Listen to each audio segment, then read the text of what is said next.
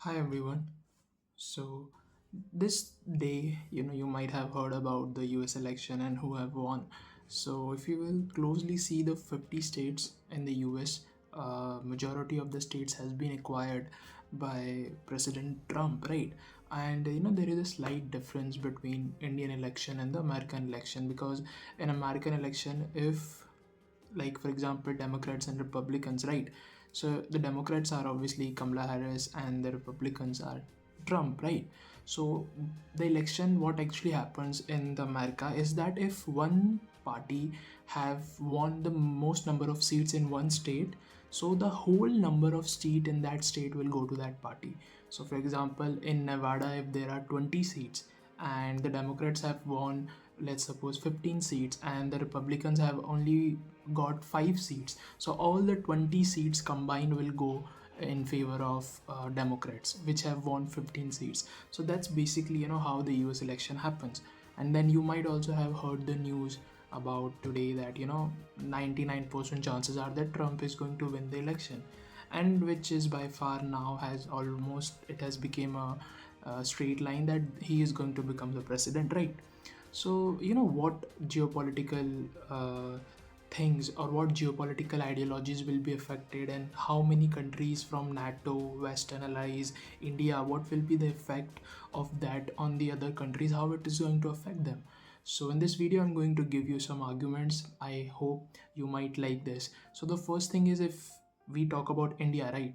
So as you all know that India on the international level, we have almost have diplomatic relations with almost each and every country. So we don't really have to pick something, right? So whether it was Biden, whether it was Trump, whoever have come into the power right now, we would have been fine with it, because India's and America relations have always been like, there has never been such a strong dispute between the two countries. So it doesn't matter whoever, if Kamala Harris would have become the president, still the ties with the India would have been the same. Or if Trump would have, and now because Trump almost there is a surety that he's going to become the president, it's not going to really affect the ties with India as well. So on that course, we will see India is completely fine with Trump coming into the power. But there are slightly Western allies, for example, the NATO members. They would be slightly irritated with Trump coming into power. Why? Because if you might have heard about this news, it was 5 years ago there was a NATO summit which happened in London in December 2019, and then there were few leaders, NATO leaders, like for example the president of Canada, and also there were few leaders of the Western countries. They were somewhere mocking Donald Trump for his statement, because you have known Donald Trump is a very straightforward and a supremacist kind of person. So he doesn't really like to hide things. Whatever he feels, he say it on the front. So that somewhere made an impact in that meeting. So there were few leaders of the Western allies, they were mocking him. So that could be one thing where the members of the NATO would have been slightly irritated with Trump coming into power. But on the other hand, if you think about, let's suppose if we talk about Ukraine. So these past 2 months ago, the Zelensky, who is the prime minister of Ukraine, he went to New York and he met Donald Trump there. And Donald Trump, in one of his meetings and in one of his many interviews, you might have heard about this, that he's talking about that the first day of his president, he will close the war, he will end the war that is happening from the last 3 years between Russia and Ukraine. But how, he's not giving any answer to that. So that is also a question to ask, that how he's going to end the war.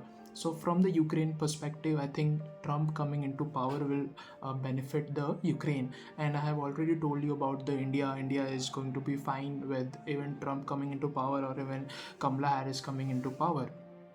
But now if you talk about China, let's suppose China. So China would be slightly frustrated with Trump coming into power. Why? Because in one of his speeches that he gave, I think it was in Pennsylvania or Nevada, I don't remember the place where he said this, but he was talking about putting almost 60% tariff on the Chinese products that are that are being imported to the US. So that's where, and if you will see what is the market, what is the value of the imports that are being, going to US, and the Chinese products that are being imported to US, what is the valuation of that? So it's somewhere close to $550 billion.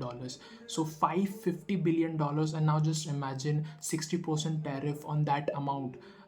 China could not afford it. So China would be slightly disappointed and very frustrated right now with Trump coming into power. And on the other hand, also Trump was slightly, if the attitude of US towards Taiwan. So you might have heard in the last 1 year there was a continuous, dominance of China in the in the South Asia Sea, to take over Taiwan into power. But the US was, obviously it was becoming hindrance, because they have base camps in South Korea, in Japan, in Philippines, and in Taiwan as well. So that were protecting the Taiwan. But now, because Trump have doesn't really have so much interest in the Taiwan. Not even saying Taiwan, but he slightly lose his handle and his dominance over Taiwan, because Trump doesn't really give importance to that. So that's where, Taiwan would be slightly frustrated with Trump also coming into power.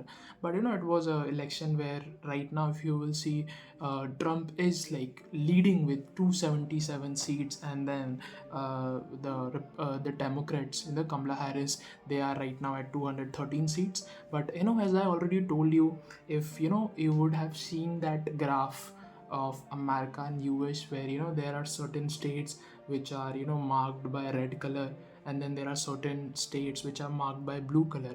So I told you that in state, what happened is that, for example, in India, if Uttar Pradesh have, let's suppose, 80 seats, right? And if 37 seats are won by BJP and 35 seats are won by Samajwadi Party, so that doesn't mean that all the 80 seats would be counted for BJP. Nah, it doesn't mean. It means only that 37 seats will be counted in the final tally. When they will combine the seats, it will counted in the final tally. But in US, there is slight difference, is that if there is a party, for example, if there is Nevada, or if you say Pennsylvania or Nevada, right? If there are 30 seats, right? So in that 30 seats, what will happen is that if Republicans have won, let's suppose, 18 to 20 seats, and the remaining 10 seats have been gone to the Republicans, in that case, what will happen is that all the 30 seats will be counted for the Republicans or Democrats. Whoever is leading the majority will be taken all the power of that state.